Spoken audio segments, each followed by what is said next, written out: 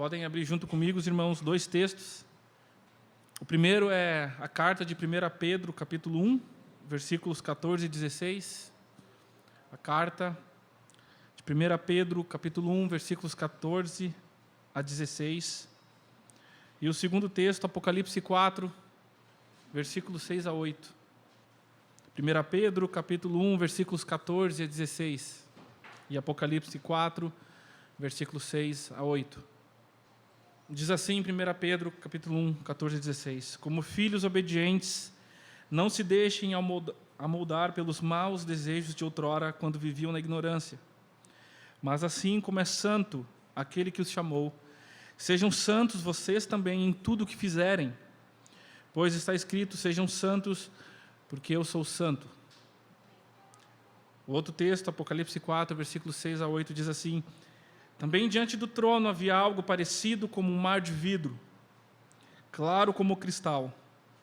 No centro, ao redor do trono, havia 4 seres viventes cobertos de olhos, tanto na frente como atrás. O primeiro ser parecia um leão, o segundo parecia um boi, o terceiro tinha rosto como de homem, e o quarto parecia uma águia quando em voo.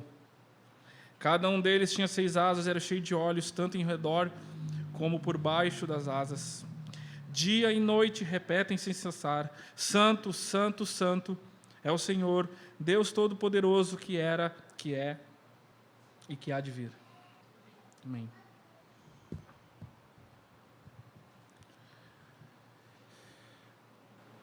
Irmãos, qual é o valor da santidade?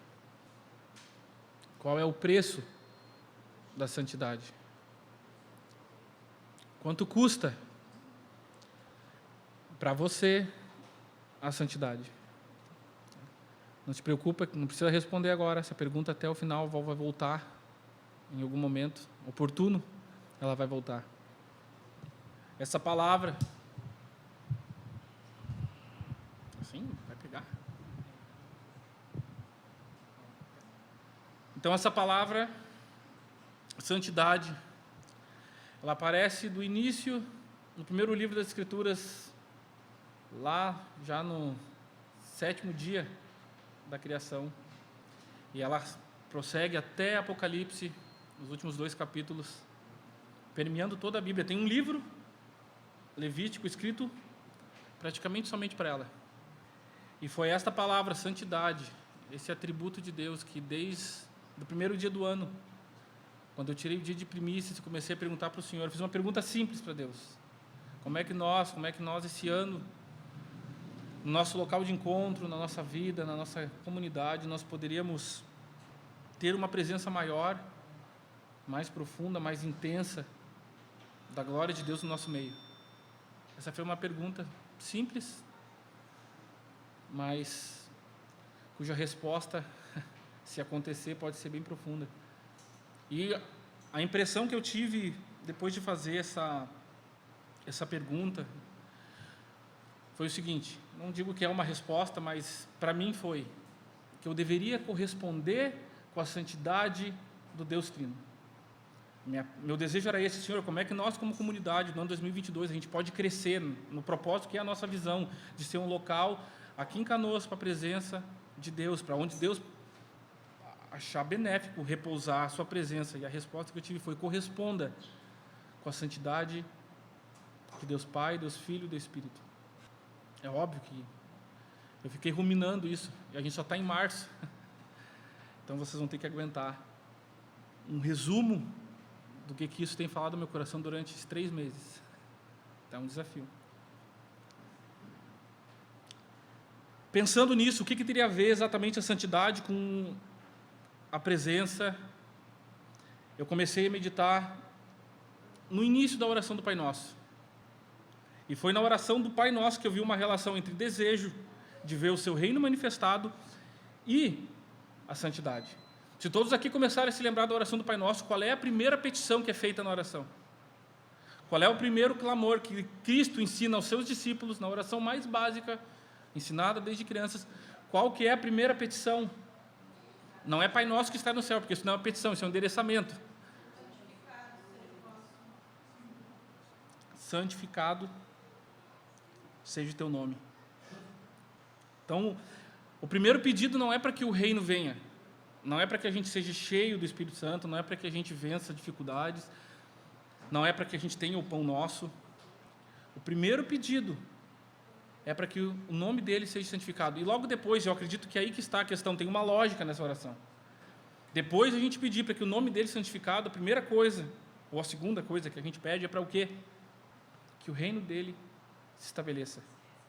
Antes de pedir que o seu reino venha, a primeira petição da oração, o primeiro rogar do discípulo, deve ser para que o nome de Deus, que a gente vai ver nas Escrituras, que significa o próprio Deus, a partir da revelação dele lá no Antigo Testamento, o nome de Deus, quando ele se revela, eu sou o Senhor, é o próprio Deus. Então, santificar o nome de Deus é santificar Deus. Está lá em Mateus 6,9.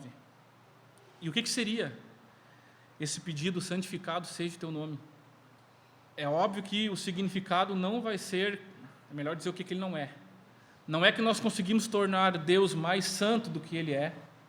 Nós não podemos, em nenhum atributo de Deus, tornar ele algo mais do que ele não é através do nosso rogar.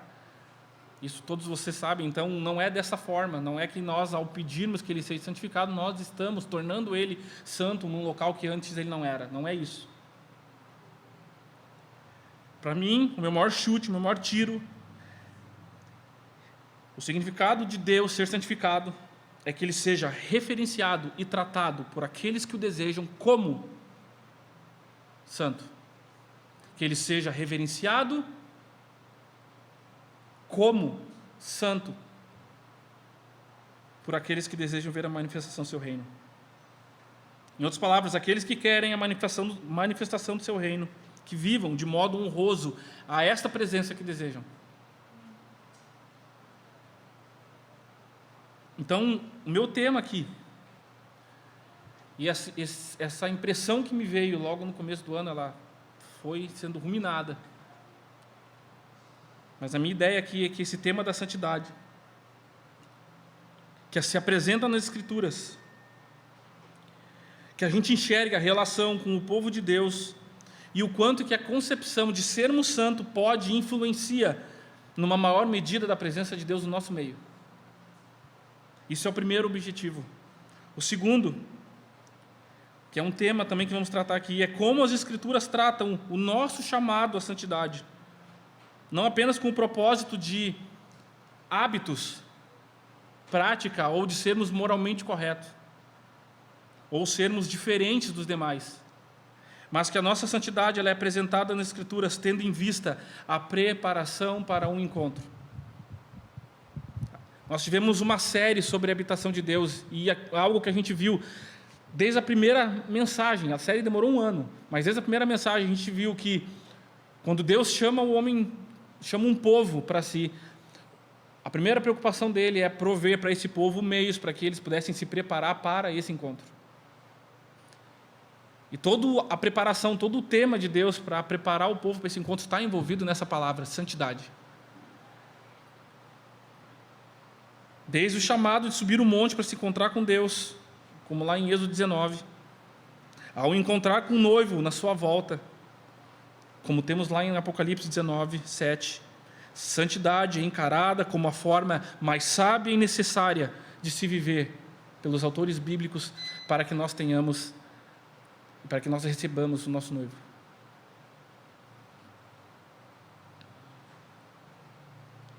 Mas eu sei que é um desafio também falar sobre o termo santidade, principalmente quando nós temos uma longa história de peso sobre esse tema pronunciado dos nossos púlpitos no Brasil, de uma forma talvez legalista. Não que o termo santidade, ou que a santidade em si, ela não traga deveres ou prescrições. Vai ler a Bíblia, você vai ver que está cheio disso, isso envolve. Mas a questão toda é que a ênfase, como as Escrituras dão para esse tema, não está relacionado somente a hábitos e práticas, mas ela está relacionado a um fim muito maior. A santidade ela não aparece como um fim em si mesma, ela aparece como uma ponte, como um caminho para a intimidade com Deus. É assim como ela é descrita. E quando a gente perde de vista o propósito pelo qual nós somos chamados, talvez ela não tenha um preço alto, um valor demasiado para a nossa vida, para nossa persistência.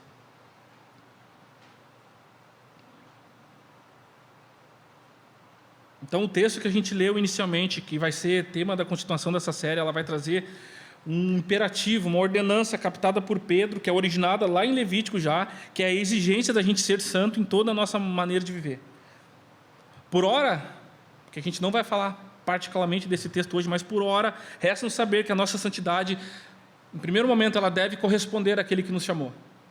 É a primeira lição que Pedro quer nos trazer aqui. Por ora, cabe aqui apenas a gente saber que Pedro está dizendo que ser santo significa que os cristãos têm que se conformar em sua mente e sua conduta ao caráter de Deus. Eu sei que isso é um desafio, mas isso é que Pedro está passando aos demais. E o que eu vou defender aqui, para que você não fique talvez com uma má notícia e que um peso, é que Pedro pode exigir isso do povo, pois, primeiramente, isso é um benefício possível de ser alcançado.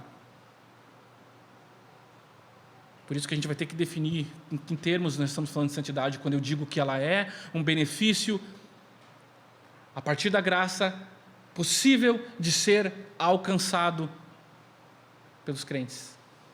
Precisamos defini-la, para que a gente possa saber direitinho o que é isso. Por que eu digo isso? Porque Pedro, quando vai falar nessa mesma carta a respeito de santidade, ele vai dizer lá no capítulo 1, versículo 3, bendito seja o Deus e Pai do nosso Senhor Jesus Cristo, conforme a sua grande misericórdia, Ele nos regenerou para uma esperança viva, por meio da ressurreição de Jesus Cristo dentre os mortos. Ou seja, tudo o que Pedro vai ter de imperativos e exigências à vida cristã, ele vai trabalhar. A partir da sua carta vai nascer dessa realidade, devido ao mesmo poder que ressurgiu Cristo, que hoje está habitando dentro de cada um de vocês se nasceram de novo. O nosso proceder nesse mundo é possível de ser compatível com a exigência de Deus de um caráter íntegro e reto.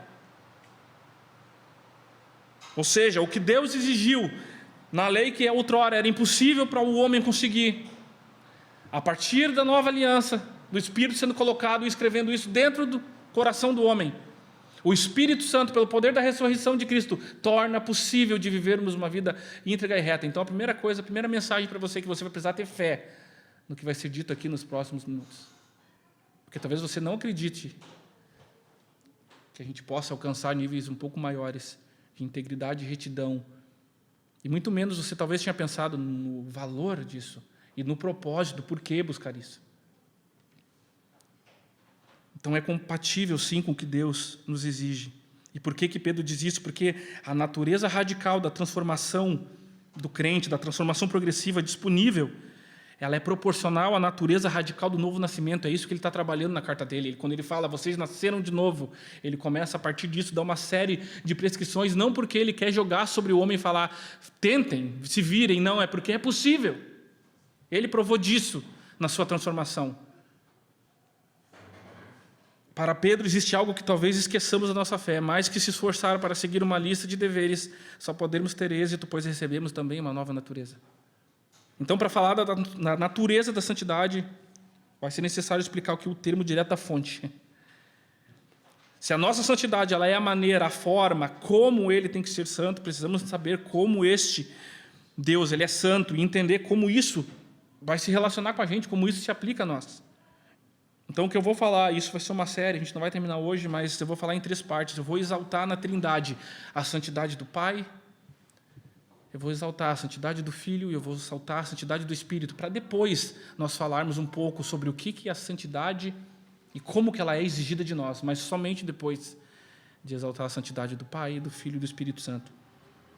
E ao fazer isso, eu estou convencido que a melhor forma da gente honrar e santificar a Deus em tudo que a gente vai fazer, cumprindo o que o mandamento, a ordem de sermos santos e puros, segundo as Escrituras, nos coloca, é a gente ser tocado por uma visão correta e bíblica da santidade dele. Antes de se apegarmos à prescrição do que vocês devem fazer, como que eu devo fazer, eu acho que a gente precisa ter uma visão diante de quem estamos e do propósito desse termo santidade, para que aí sim a gente olhe para as prescrições bíblicas a respeito do que devemos fazer e encaramos de outra forma. Isso porque você pode notar uma visão correta da santidade de Deus nos conduz a uma visão apropriada do eu pecaminoso. Uma visão correta da santidade de Deus nos conduz a uma visão apropriada do eu pecaminoso. Então, a melhor maneira, irmãos, de cair a ficha é a gente transicionar de uma visão obrigatória, pesada, de exortações e mandamentos que se referem ao nosso caráter, é entendermos mais a santidade de Deus. A melhor maneira de vermos as características que a gente tantas vezes quer que tenha como resultado um apelo, como humilhação, contrição, confissão. A melhor maneira de chegar até ali não é forçar a barra, é termos uma visão da santidade de Deus diante de quem estamos. Sabe o que eu tenho pensado? Há anos já que a gente tem buscado isso, que a gente tem desejado um nível de comunhão com a presença de Deus que tentar obtê-lo uma hora vai ser difícil a gente tentar viver alcançar e viver um cristianismo meia boca. Uma hora vai cair a ficha para nós que o que estamos buscando como comunidade local, como temos como a pretensão de ser um local para Deus derramar a sua presença, uma hora nós vai cair a nossa ficha, que isso não condiz com uma vida meia boca de cristianismo. 1 João 1, 5, 7 diz, se a gente afirmar que temos comunhão com Ele, mas andarmos nas trevas, nós mentimos e não praticamos a verdade.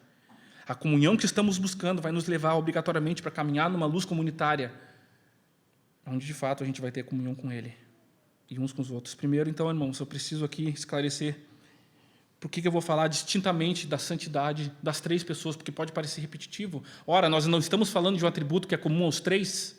Por que eu preciso, então, falar de Deus Pai, de Deus Filho e de Deus Espírito Santo, se eu estou falando de um atributo que, conforme nós sabemos, se aplica a Deus, Deus Pai, Deus Filho e Deus Espírito? Por que essa ênfase? Eu vou te dar as razões nessa breve introdução. Por que dar ênfase a isso? Primeiro, eu quero destacar a ênfase do nosso envolvimento com a pessoalidade da Trindade. Irmãos, Deus é pessoal e cada uma das pessoas da Trindade se envolve conosco. Isso não é futuro, isso não foi alguma pessoa da divindade, da Trindade no passado. As três pessoas se envolvem conosco. Deus Pai nos adota, nos coloca para dentro de uma família. O Filho é nosso Senhor e Mestre, nosso resgatador. E o Espírito Santo é nosso fiel companheiro e consolador. E desde que nascemos de novo, Ele está conosco até o fim dos tempos. As três pessoas, elas se relacionam direto conosco. Então, ao falar separadamente, a minha ênfase se deve ao fato de que esse atributo aparece destacado e enfatizado nas três pessoas, Deus Pai, Deus Filho e Deus Espírito Santo. Parece destacado e enfatizado. E isso deve ser levado em conta no nosso relacionamento com eles. Ou seja, irmãos, Deus não é meramente o nosso amiguinho. O Filho não é simplesmente o nosso irmão xará. E principalmente o Espírito que Ele fez habitar em nós não é somente o nosso confidente, mas sim, essas três pessoas são santo, santo, santo, e elas se relacionam conosco. A segunda boa razão é porque precisamos urgentemente de elevar o padrão da santidade do povo de Deus. A minha ênfase, então, irmãos, embora ela possa parecer repetitiva, é porque urgentemente a igreja precisa, mais do que nunca, falar e tratar desse tema. Assim como outros, talvez esse tema esteja a um passo de começar a ser exterminado, de ser pregado, principalmente em cultos públicos. Conforme a era avança, a gente já começa a ver sinais de polarização entre exatamente o que é puro e o que é impuro. Começa a se tornar distinto as coisas. Se você for ler jornal, se você for ver revista, todos nós vamos ver que nossa sociedade parece caminhar esses dois extremos. Ou vai ter pessoas defendendo valores que sejam, conservadores e justificando suas ações sendo chamados de retrógrados, pessoas de cabeça dura, antiquado ou até fundamentalista. Mas do outro lado do espectro a gente vai ver pessoas que vão se julgar, não vão se julgar, mas nós vamos entendê-las e vamos ver como liberais, licenciosas. E isso para nós não deve ser chocante. Ok? Não deve ser chocante a gente ver, conforme a era avança, exatamente esses dois extremos. Não devemos nos apavorar com isso. Porque nas últimas instruções que a gente vê Jesus comunicando a João no final de Apocalipse, lá em Apocalipse 22:11, ele disse: continue o injusto a praticar injustiça, continue o imundo na sua imundícia, continue o justo a praticar justiça e continue o santo ao quê? A se santificar. Ou seja, irmãos, nos minutos finais da história não vai haver mudanças drásticas de caráter. O que vai haver na sociedade, sim, é uma intensidade nas habituais práticas de vida. Quando chegar o tempo do fim, não é que vai ter pessoas que, do nada, vão mudar as suas práticas habituais. O que vai ter é intensidade naquilo que estão fazendo. Aqueles que estiverem afundados vão se afundar mais, e aqueles que estiverem buscando santidade, o aconselho de Jesus é busque mais, siga nisso. Ou seja, no fim da era, nós vamos ver bem distinto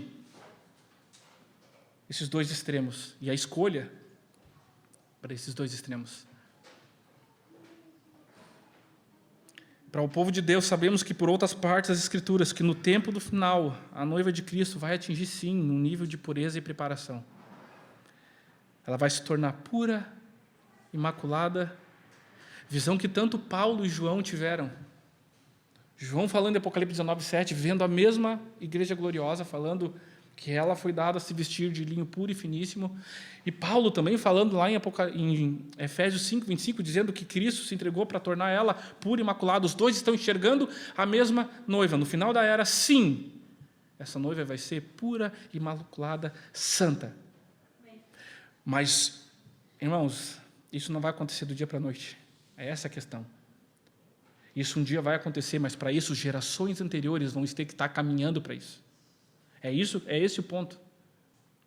Se espera que exista gerações antes da última que esteja já no retorno intenso a um estilo de vida desses. A terceira razão por que eu vou dar ênfase e vou falar do mesmo tema para as 3 pessoas é porque eu estou convencido que o tema santidade não é assunto para ser amado, buscado e alcançado na eternidade. Na verdade, a eternidade ao lado de Deus não é para aqueles que aqui não apreciam esse tema. O que eu quero dizer com isso? Que a eternidade ao lado do santo é recompensa para aqueles que amaram a sua santidade em vida. As Escrituras, por que eu digo isso, irmãos? Porque as Escrituras nos afirmam que no monte de Deus, até as panelas das casas vão ser santas e dedicadas a Deus. Tudo que tocar um monte deverá ser santo. No reino do Messias, e com certeza na eternidade, a divisão entre sagrado e profano imposto pelo pecado vai ser removido. A ponto que a coisa mais comum de uso próprio será consagrada a Deus. Isso está registrado na visão do fim, isso está registrado como vai ser. Aí eu te pergunto, o que faria um homem não santificado ou que não aprecia a santidade no céu? Caso fosse porventura, eu estou aqui criando uma situação, caso porventura ele pudesse adentrar lá, o que ele faria? Considere, irmãos, essa questão com toda franqueza e vamos responder com honestidade para nós mesmos. Você já se sentiu mal por estar no lugar onde não fechava contigo?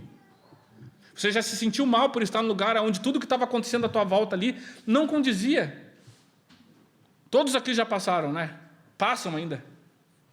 Ninguém pode se sentir feliz em um lugar onde não se encontra vontade.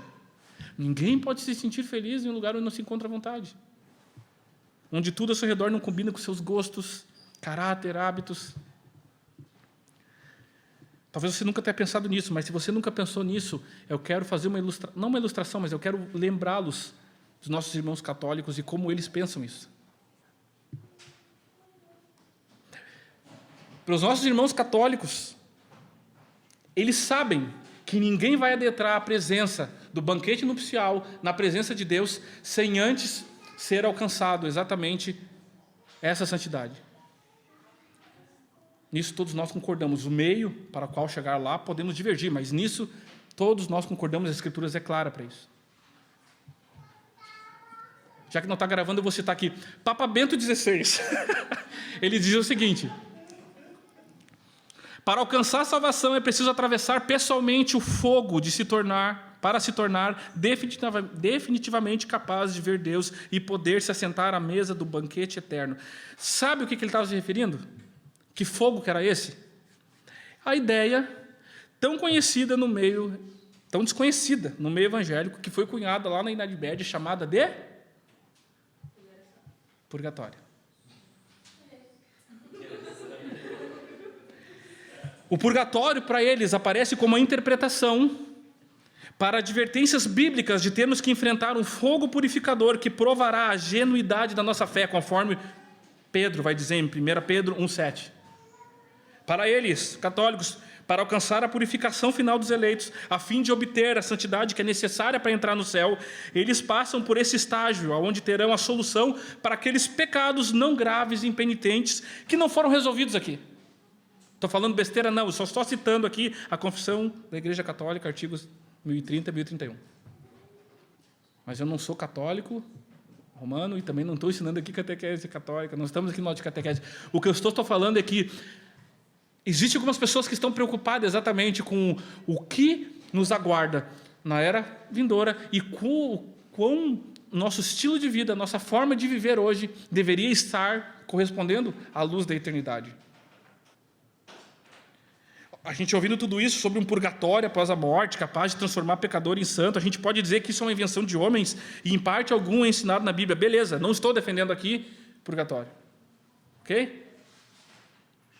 Não estou fazendo apologia aqui à teologia do fogo purificador, que vai pegar os cristãos para deixar preparadinhos.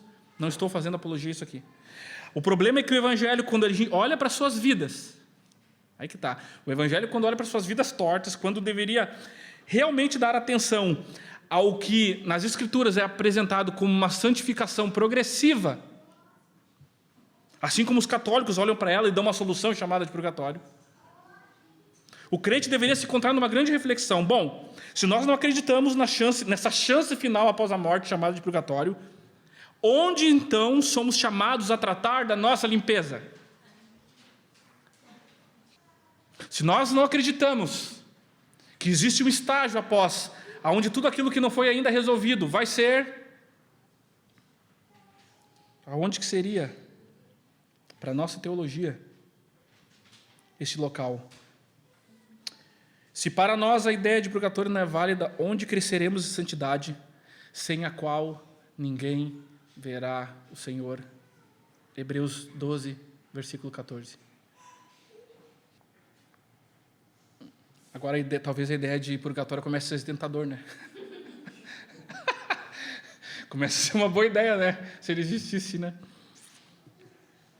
Talvez uma forma que resolva a nossa passividade de encarar a vida cristã e a santidade aqui. Eu já disse isso algumas vezes, irmãos, a gente não vai acordar ressurreto com... Nós vamos acordar ressurretos com o mesmo caráter que tivemos como tiver dado os últimos suspiros aqui. Nós vamos acordar com o mesmo caráter que tivermos quando tiver dado os últimos suspiros aqui. Nós não vamos nascer de novo mais uma vez. Muito menos em relação às suas paixões, gostos, desejos. Eu não acredito que seja sábio esperar para ver se na ressurreição dos corpos algo a mais vai ressurgir no seu corpo. Eu fico com a advertência de Paulo, Colossenses 3, versículos 4 a 5. Colossenses 3, versículos 4 a 5. Quando Cristo, que é a sua vida, for manifestado, então vocês também serão manifestados com Ele em glória. Está falando aqui da ressurreição, glorificação, ok? Versículo 5. Olha o que ele fala agora. Assim, façam morrer tudo o que pertence à natureza terrena de vocês. Vou repetir. Quando Cristo, que é a sua vida, for manifestado, então vocês serão manifestados com Ele em glória. Está falando do quê? Da ressurreição do corpo, assim como dele, corpo glorificado. Assim, façam morrer tudo o que pertence à natureza terrena de vocês. Ou seja, está falando agora do presente, da vida cristã diária, do meu dia e do seu. Busca pela pureza e santidade para nós aqui. E ele dá 2 pontos e começa a citar, não uma lista extensa, mas algumas listas categóricas. Por exemplo, imoralidade sexual, impureza, paixão, desejos maus, ganância, que é idolatria, por aí vai. Façam morrer aqui. Notem que Paulo não fala que a morte das obras carnais nossas serão eliminadas via ressurreição do corpo, mas sim que devido à esperança de sermos glorificados, que é o nosso estágio final, aqui se empenhamos nessa tarefa de fazer morrer tudo que pertence à obra da carne. Mas a gente pode ter uma resposta para isso, que talvez defenda a nossa passividade, né? Talvez a gente tenha uma resposta para essa pergunta sobre onde então será tratada a nossa purificação. Gerson, e a cruz? Ela não levou todos os meus pecados sobre si, passados, futuros, conscientes, inconscientes? Eu não fui justificado e livre de toda a condenação? A resposta é sim. A partir da cruz, o perdão e a graça liberado, pela graça liberada, fomos legalmente declarados santos. Mas eu pergunto para vocês, este é o ensino completo e bíblico sobre esse tema santidade?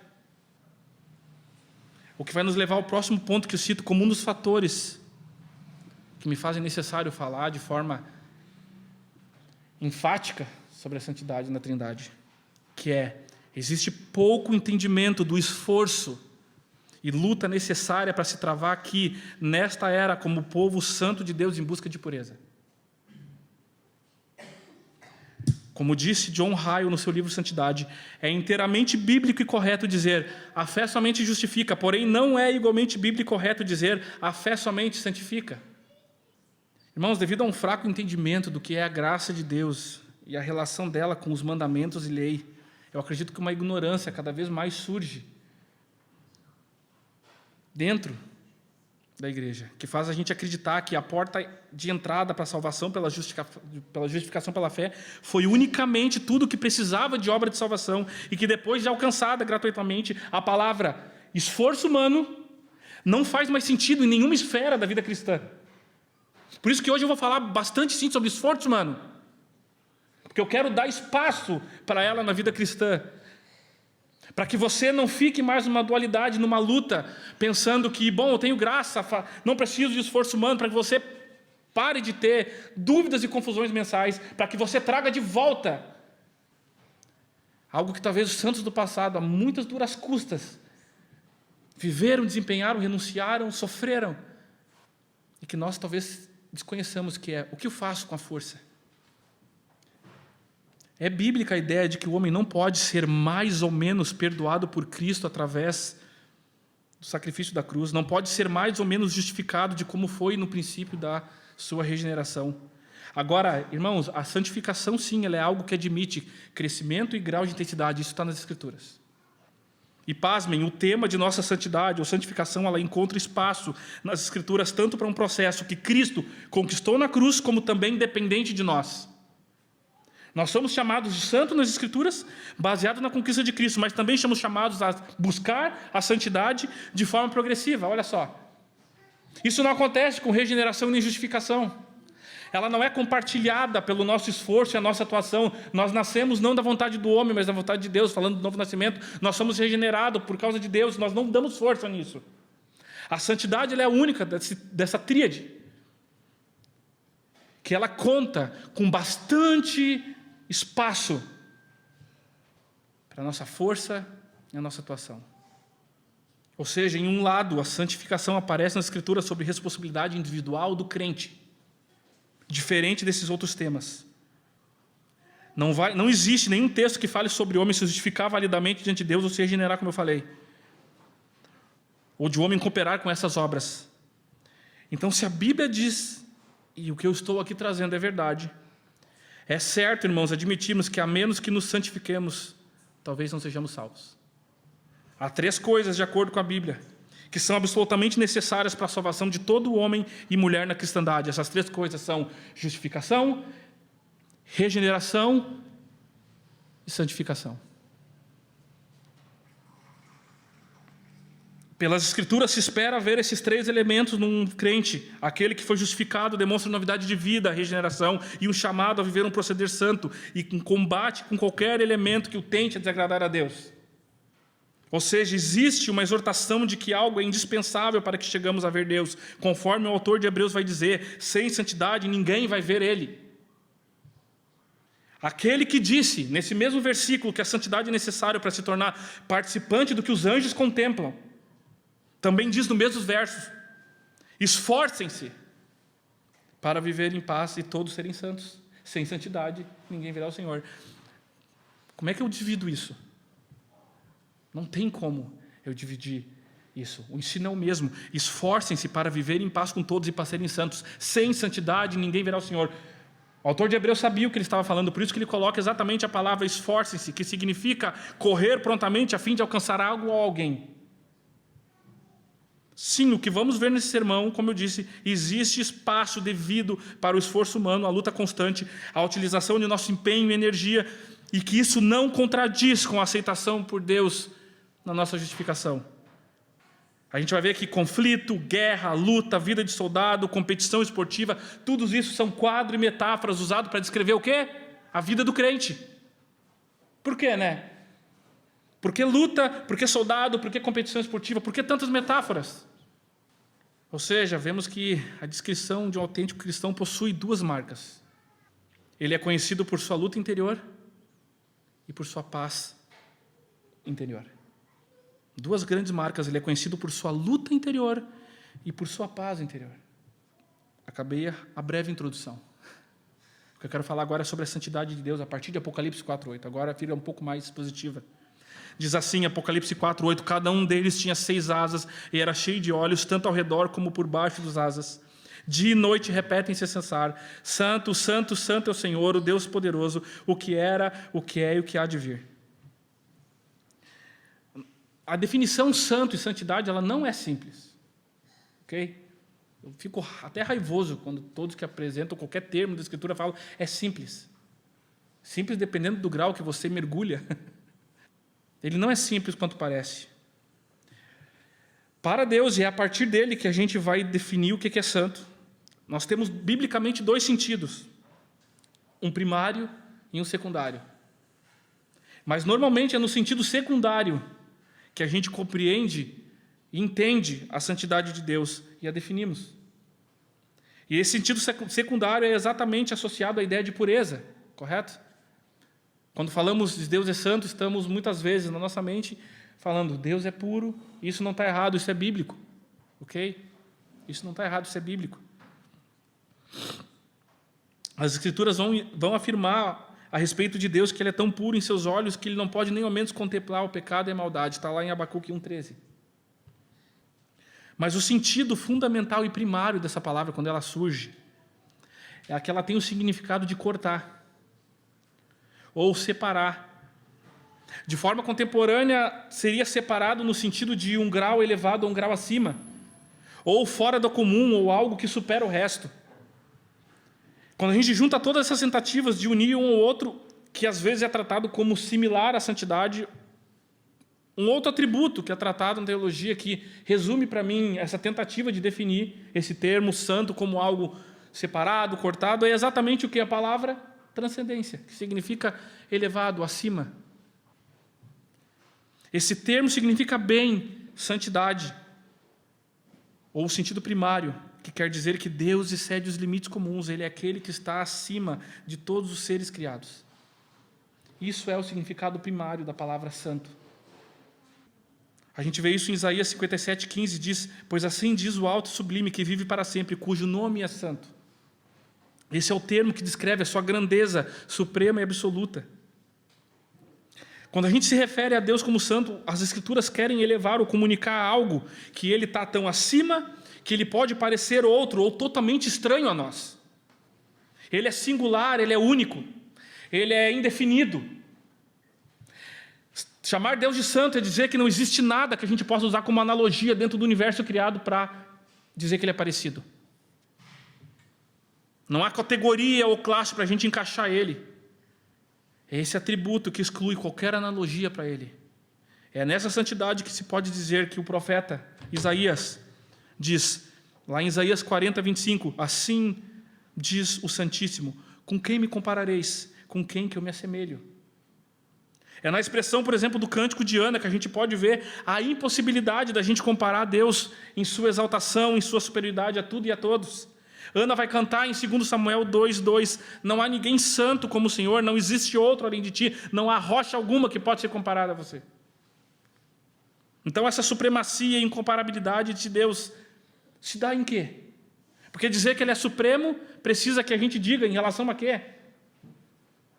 E é a partir dessa definição primária, irmão, que nasce a secundária. É a partir dessa primária que Ele é acima de tudo e todos e separado de tudo que é comum, que nasce as dimensões, sei lá, qualitativas, morais de Deus. Os outros atributos são definidos a partir desse. A ponto que a bondade dEle é santa, a ponto que a sabedoria dEle é santa, a ponto que a ira dEle é santa. Quer dizer que não existe nenhuma bondade Nem que se pudéssemos somar de toda a criatura boa e criada por Deus, nada poderia se comparar à bondade dele. Isso significa dizer. Ou seja, ele é incomparável em todas as suas excelências, seja ela morais. Quando dizemos que ele é santo, estamos dizendo isso. Agora, voltando para o 4. O que a gente tem aqui? Nós temos a visão de Deus em seu trono. Todo o capítulo 4, do versículo 1 a 11, é exatamente isso. A cena a qual vai aparecer os seres aqui celestiais não é nada mais nada menos do que Deus assentado no seu trono, na sala de comando do universo, onde ele controla a história, assistido pelos seus anjos. Essa é a cena, Apocalipse 4, 1 a 11. Nesses 11 versos, 13 vezes é mencionada a palavra trono. Ele é mais enfatizado e descrito aqui do que qualquer outro lugar. Alguns paralelos você pode ver lá em Ezequiel 1, Daniel 7. Essa cena do capítulo 4, dentro do livro de João, ela ocorre numa segunda sessão, uma segunda visão, que é a visão de João sendo chamado para adentrar uma porta que estava aberta no céu. E essa porta que estava aberta no céu não era nada mais, nada menos do que o próprio tabernáculo de Deus celeste. Ele entra para ele ver exatamente onde Deus está e sempre esteve. Nosso tabernáculo no seu trono. Ele é chamado para acessar essa porta, ele é convidado para entrar. E em espírito, então, ele enxerga, versículo 2, capítulo 4. Imediatamente me vi tomado pelo Espírito, e diante de mim estava um trono no céu, e nele estava sentado alguém. Qualquer versão que você pegar aí, pelo menos as que eu consultei, esse alguém é traduzido como alguém. A primeira impressão que ele vê é alguém assentado nesse trono.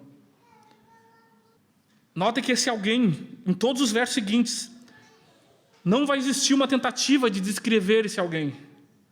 Somente no verso 3 vai falar da fisionomia aparente desse alguém. E os demais versos, tanto do verso 3 a 8, vai descrever o ambiente e os seres que ali estão. Esse alguém que está sentado no trono, ele não precisa ser descrito na forma humana. Lembre-se, porque a gente não pode esquecer que no capítulo 5 aparece alguém diferente e distinto dele, descrito como cordeiro. Não estamos falando do mesmo ser, capítulo 4 e 5. João vai escolher aqui o brilho de pedras preciosas para descrevê-los de forma curta e sucinta. Apocalipse 4,3 diz: aquele, pois, que estava sentado tinha fisionomia semelhante a pedras de jaspe e sardônico, e um arco-íris parecendo uma esmeralda circundava o trono. A Bíblia, ela frequentemente descreve Deus como luz. A gente vê isso em Salmo 18, a gente vê isso em 1 Timóteo 6,16 e 1 João 1. Aqui o mesmo João que disse em sua carta pastoral que Deus é luz e que Paulo vai dizer que habita na luz inacessível. Aqui, irmãos, ele está descrevendo como o aspecto do que ele está vendo como 3 pedras preciosas. O que ele está descrevendo não é quem, é o efeito daquilo que ele está vendo. O jaspe, que é uma joia de cor avermelhada, o sárdio, que era uma pedra popular no mundo antigo, da onde sai o nome de Sardes, na igreja de Sardes, vocês vão se lembrar. Em terceiro lugar, a esmeralda, que conforme alguns comentaristas vão destacar, por estar ao redor do trono, mesmo que isso gira o arco-íris do pacto com Noé, aqui ela é apresentada como uma espécie de ralo, como se fosse um prisma, com que faz com aquilo que está sendo visto difunda em várias cores, e ele enxerga o arco-íris. E essas 3 pedras, elas vão aparecer, irmãos, num livro de Apocalipse, lá na Nova Jerusalém. Se você for ler Apocalipse 21, 22, vocês vão ver que as pedras também estão descrevendo a beleza e a glória da cidade. A ideia de João aqui é mostrar que a majestade de Deus e da cidade estão relacionados. Mas, irmãos, como eu disse, é uma descrição curta e sucinta. A chave para que a gente entender essa descrição limitada de pedras preciosas que João está vendo é olhar para a descrição de outros seres que estão no mesmo lugar que ele, que estão ali há muito mais tempo e muito mais perto. É olhar que, ao mesmo tempo, na cena, os 4 seres viventes estão contemplando de noite o mesmo que João viu. Os que os anjos veem em sua descrição nos ajudam a entender o que João vê em sua descrição. E esses seres eles são apresentados nos versos 6 a 8.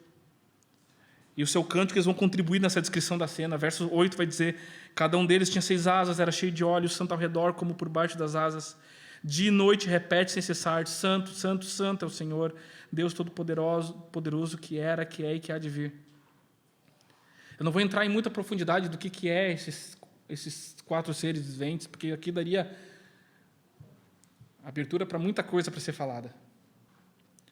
Mas ao que tudo parece, são uma classe de seres celestiais, distinto dos santos redimidos que também vão aparecer em Apocalipse 7. Ou seja, eles não são os santos redimidos e também são distintos dos 24 anciões que estão ali. Se a gente for localizar onde eles estão, diz que eles estão no centro e ao redor, o que deixa os comentaristas muito loucos para tentar entender isso, porque eles estão no centro ou eles estão ao redor. Tem muitas posições aqui, mas o que todos concordam é que isso é uma indicação de que esses 4 seres são os seres mais próximos da majestade de Deus, de toda a classe de seres já criados. Que estão ali naquele ambiente, esses 4, que estão no centro, ao redor do trono, isso significa que eles são os seres mais próximos de Deus, nesse exato momento. Diz que eles têm 6 asas, que provavelmente correspondem às 6 asas da visão em Isaías 6. Como também lá temos um cântico, um trisságio cantando Santo, Santo, Santo, quando Isaías tem a visão.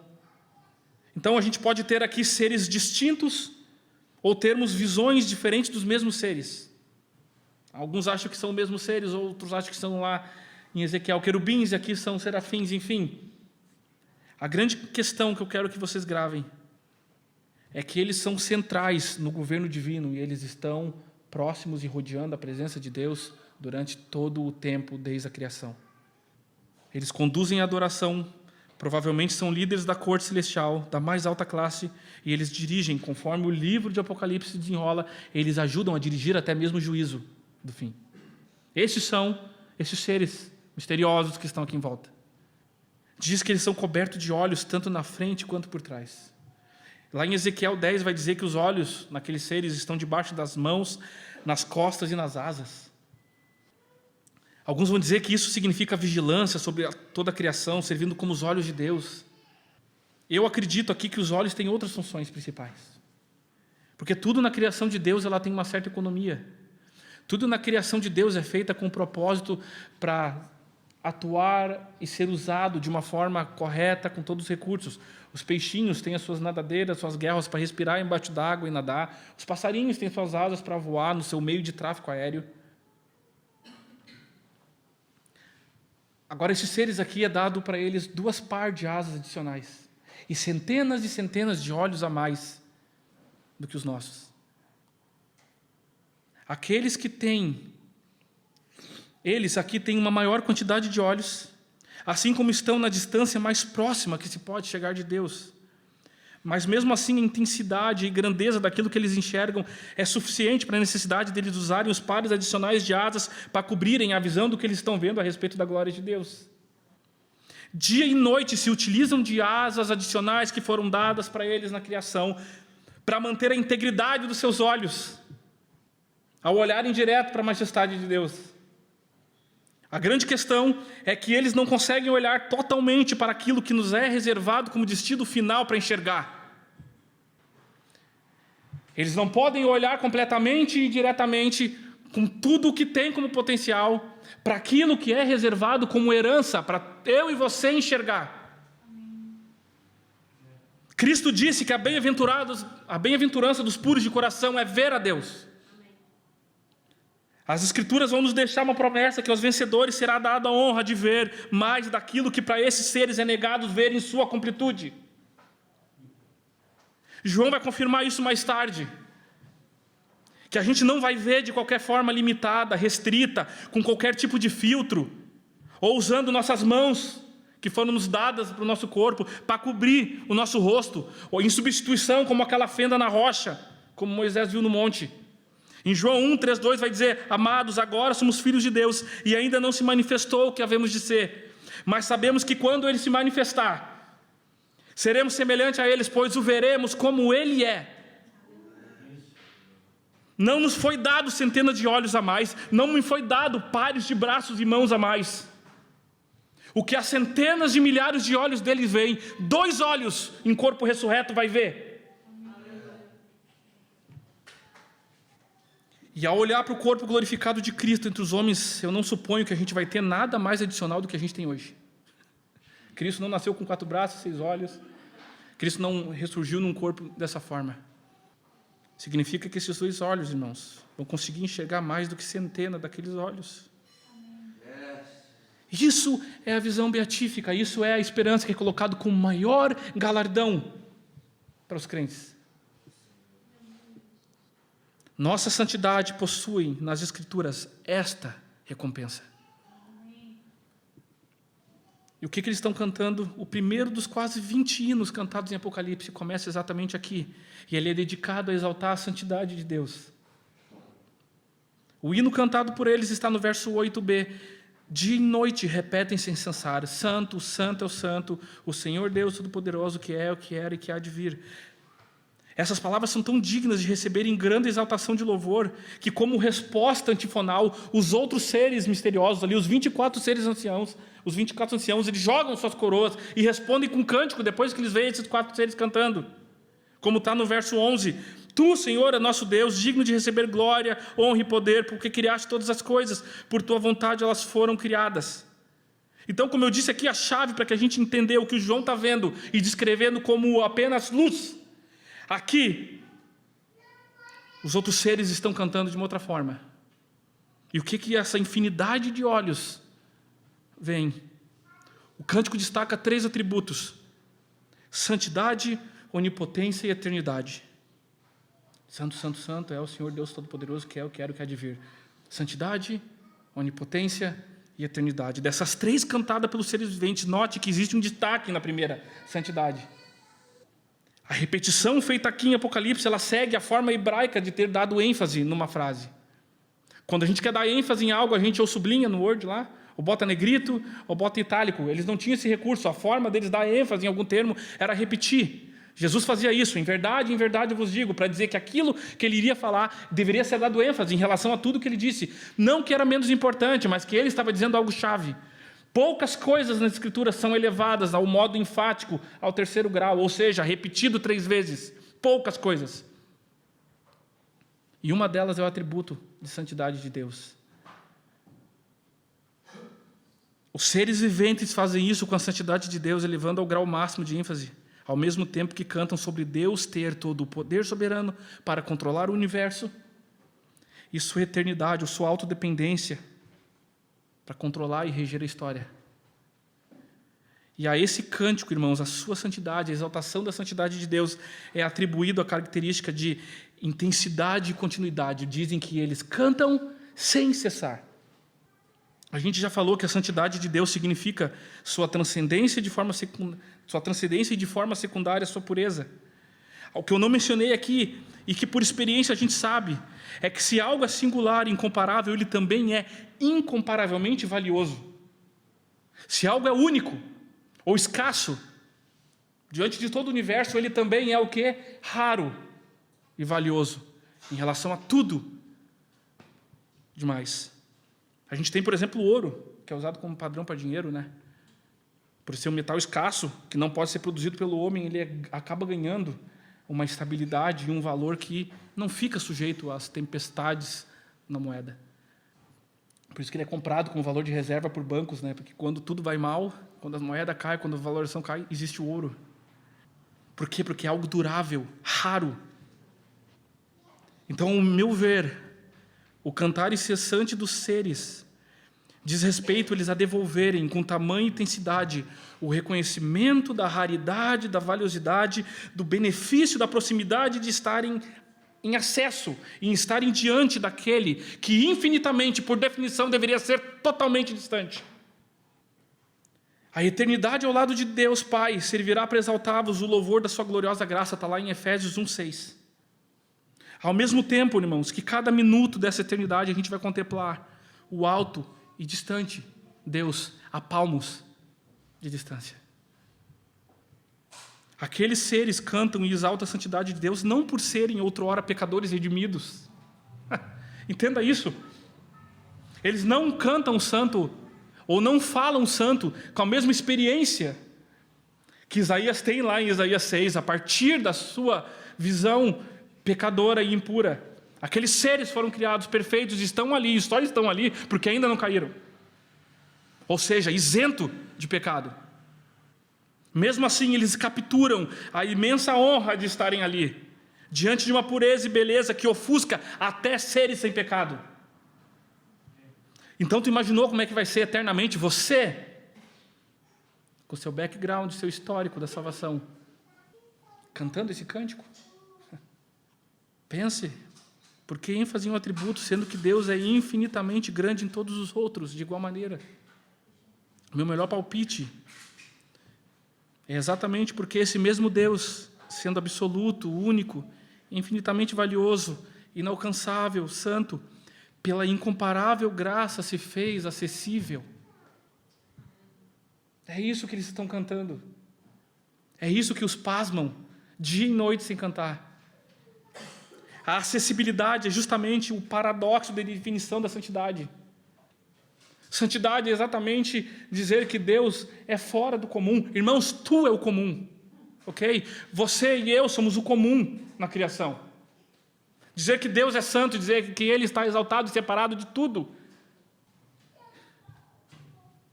Quando aplicamos o sentido de afastado do comum ao próprio Deus, significa dizer que Ele é afastado e separado de criaturas.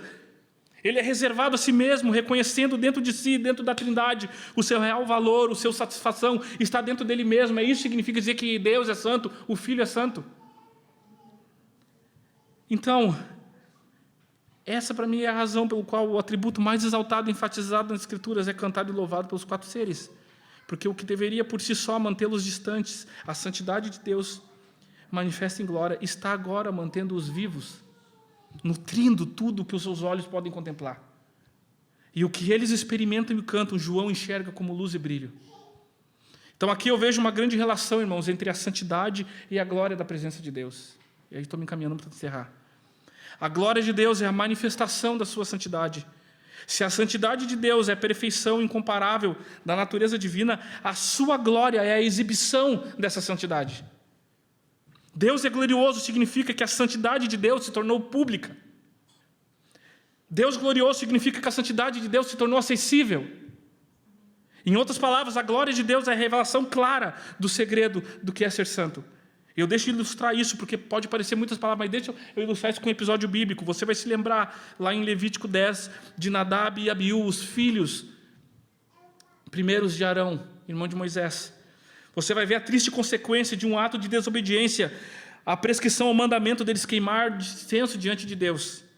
Vai dizer que em um instante, por causa de um erro, de uma pisada na bola deles, os 2 sobrinhos de Moisés foram eliminados da face da terra num ato só. Diz lá, Levítico 10, 2, de repente partiu diante do Senhor uma labareda que os aniquilou e pereceram ali mesmo onde Deus estava. E quando Moisés vai consolar Arão diante do funeral inesperado, naquele dia triste, as palavras dele são essa. Moisés consola o seu irmão com essas palavras. Irmão, Deus diz, mostrarei a minha santidade naqueles que se cheguem a mim, e serei glorificado à vista de todo o povo. Mostrarei a minha santidade naqueles que se achegam a mim, e eu serei glorificado à vista de todo o povo. A honra da santidade de Deus era a escolha de como Ele iria manifestar a sua glória diante do povo. Quando Deus se revela santo, o que vemos é a sua glória. A santidade de Deus é a sua glória oculta, como eu disse, e a glória de Deus é a sua santidade revelada. Dessa forma, a gente não existe como a gente pedir uma manifestação da real e verdadeira presença de Deus, sem ao menos entender que isso exige a honra, a santidade dEle. Porque é diante da manifestação pública dessa glória que Ele vai exigir e vai corresponder à santidade. Ou a santidade vai corresponder e vai ser a resposta dada à honra, à presença desse Deus santo. O que a gente pode concluir? O que isso se aplica? Irmão, se a gente deseja uma maior presença da glória de Deus, é interessante a gente olhar para o conselho das Escrituras de buscar o aperfeiçoamento contínuo da nossa santidade. E é por meio de fazermos progressão nisso, é que Paulo, por exemplo, Paulo chama de temor do Senhor em 2 Coríntios 7:1, ele vai dizer, amados, visto que temos essas promessas. Amados, visto que temos essas promessas. Se você ler alguns versículos antes, as promessas que ele está falando é a respeito de sermos santuário de Deus vivo, 2 Coríntios 6,16, ser recebido pelo Pai, 2 Coríntios 6,17, receber paternidade divina, 2 Coríntios 6,18. Quando ele fala, amados, visto que temos essas promessas, o que ele diz? Purifiquemo-nos de tudo que contamina o corpo e o espírito, aperfeiçoando a vossa santidade no temor e tremor. Todas essas promessas dadas no Antigo Testamento, sintetizadas na promessa de Deus de habitar no meio do povo, é usada por Paulo aqui para a grande razão de buscar aperfeiçoar a nossa santidade. Qual é a razão? A habitação de Deus no meio do povo. Eis a lição: Paulo quer honrar a presença de Deus aperfeiçoando o templo em que ele habita. É isso que ele está trabalhando em 2 Coríntios 6 e 7. Ele quer honrar a presença de Deus aperfeiçoando o templo em qual o Espírito de Deus habita.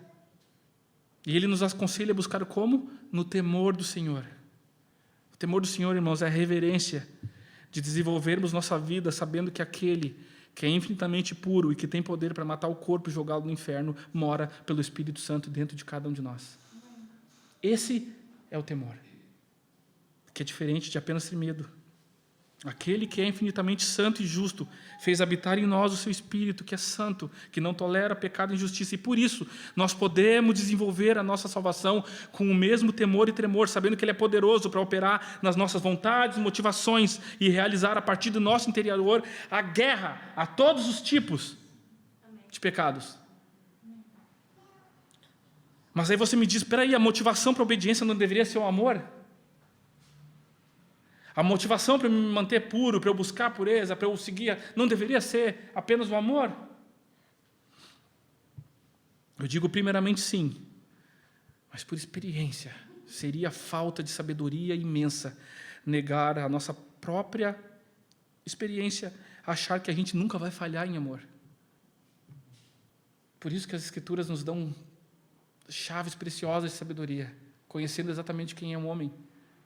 Por isso o temor é importante, ele funciona como uma atuação, irmãos. Vou fazer uma ilustração para vocês, ele funciona como uma atuação do paraquedas de emergência. Estava vendo sobre isso, o paraquedas de emergências, ele é para nunca abrir. Ninguém espera que ele funcione, né? Ele é dobrado, ele é menor, tem 30% mais ou menos do tamanho do paraquedas grande. Quando ele é usado exatamente porque você já passou dos pés, da altura, da onde deveria ter sido aberto o primeiro, ou seja, a sua queda ela vai acontecer, mas não da melhor forma, pode esperar que alguma coisa traumática aconteça, mas ele está ali ao propósito de salvar a vida, quando na verdade o primeiro não for funcionar. Ele não era para ser usado, mas no momento da falta do primeiro, era bom que ele estivesse funcional e estivesse lá.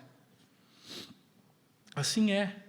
Todos nós, nascidos aqui, irmãos, de novo, pelo mesmo poder da ressurreição de Cristo, nós temos a potencialidade para mortificar os pecados, temos a potencialidade de viver uma vida obediente no amor, e temos sim o Espírito Santo dentro de nós para nos causar temor e tremor, reconhecendo quem Ele é. Porque com certeza eu não preciso pesquisar aqui nas mentes e no coração de vocês que se existe alguma forma de você ter freado, vencido muitas vezes, não foi porque você estava no melhor dia de suas afeições amorosas por Deus, foi porque você se lembrou que Ele pune a injustiça e que punir a injustiça é diferente de Ele ser uma pessoa que jogou fora os seus filhos, que não disciplina, que é só bonzinho. Existe espaço amoroso para correção, de um Deus bondoso que disciplina. Essas advertências estão lá para que a gente tenha exatamente o temor e não esqueçamos diante de Deus que temos. Sem dúvida, parece que a santidade é uma possibilidade para o povo de Deus. Deus espera que sejamos santos e nos confere graça para sermos santos. Somos escolhidos para a santidade, para que Deus revele sua santidade através de nós.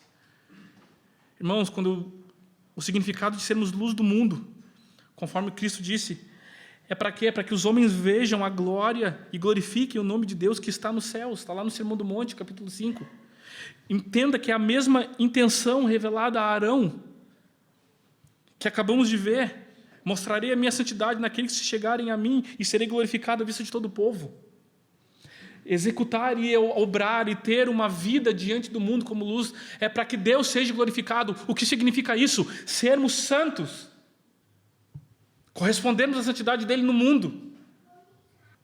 Através da vida piedosa que somos ensinados a ver pela graça, como diz Tito 2, nós podemos interagir com o mundo como uma cidade colocada sobre o monte, na qual serve de farol que transmite a glória e a beleza de Deus.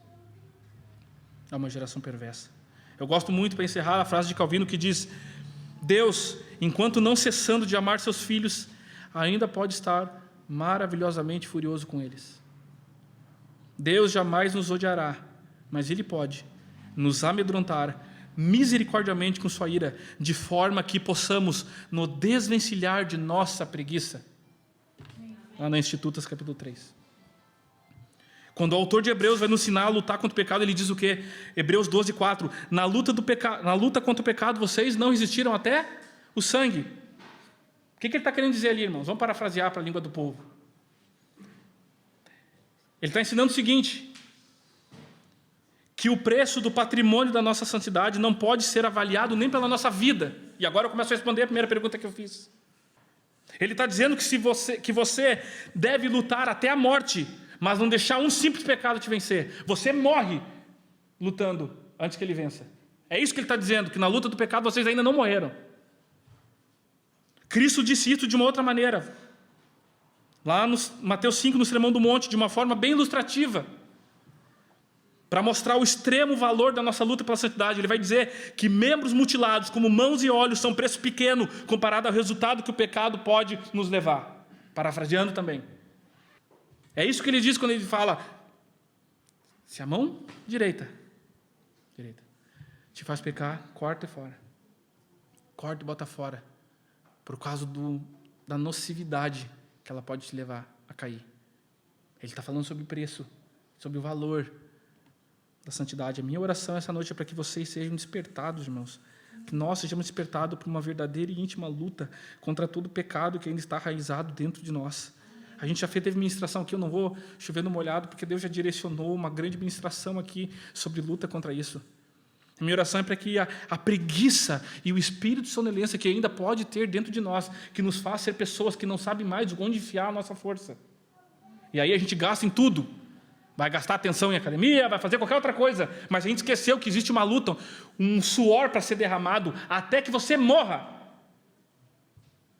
Às vezes a gente pergunta: como é que você está? Estou bem.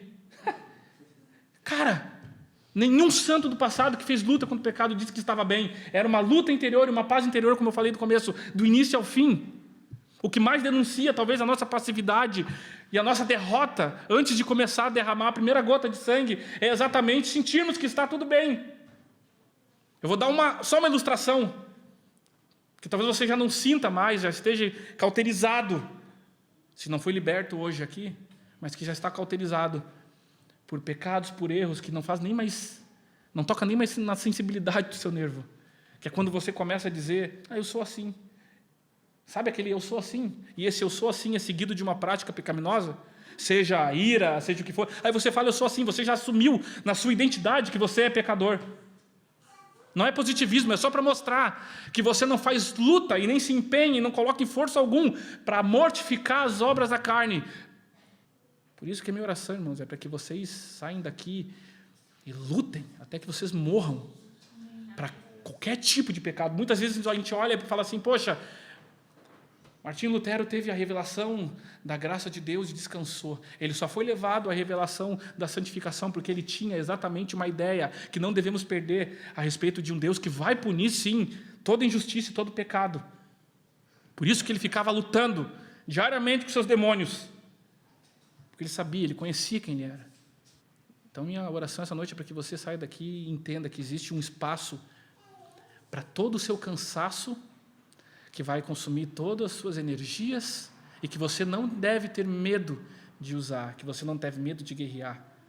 E se você não está guerreando, peça ajuda para alguém, para que te mostre em quem você deve esmurrar, aonde você deve canalizar. Nós somos chamados para virar a nossa cara para o próximo, que é o nosso inimigo, nunca para o pecado.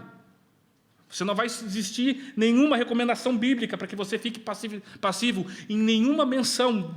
Paulo vai falar para eles que não haja no meio de vocês nem menção. Sabe o que significa isso? Envolvia muitas questões práticas da gente poder lidar com um tipo de pecado do meio. Todo mundo envolvido para derrotar, para matar ele. Mas a gente não se importa, isso não nos causa sensibilidade. Então minha oração é para que a gente seja desperto, irmãos. Ok? E a partir de hoje, quando você falar esforço humano, saiba que tem um lugar na vida cristã para ele. Façam morrer todas as obras carnais na vida de vocês, que com certeza tem, tá? Então façam, esforcem-se para desenvolver a santidade de vocês. Essas palavras eu gostaria de encerrar, amém?